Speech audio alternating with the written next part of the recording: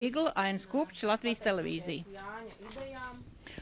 Cilvēks, kuram ir darbs, nekad nesapratīs, kā jūtas ilgu laiku bez darba esošs cilvēks. Ir brīži, kad visi darba sludinājumi zinām no galvas un iestājas pilnīga bezcerība. To atzīst Ineta Vecerīnka, kura darbu meklē jau gadu. Un tieši tik izmisušiem cilvēkiem kā viņa savu stipendiju šajā laikā piedāvā Nordea banka. Galvenais priekšnoteikums, lai bez darba esošais būtu gatavs dalīties savā zināšanās ar citiem bēdu brāļiem. Kā pieteikties stipendijai, stāsta Aija Kīnce.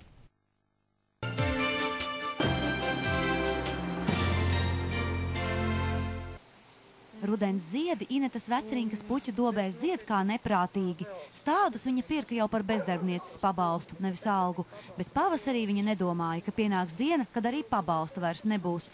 Un galvā šausies doma, ka prātīgāk būtu bijis par naudu pirkt ēdienu, nevis ziedus.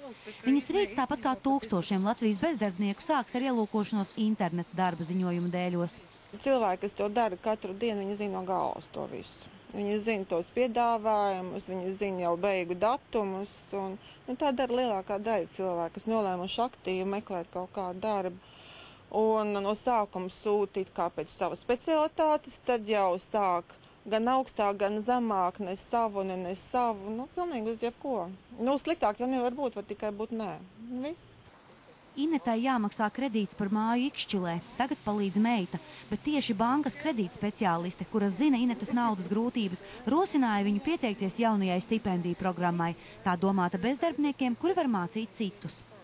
Motivācija, es gribu tikt ārā no mājas, es gribu dzīvot, es gribu cīnīties. Un motivācija vairāk nav nauda.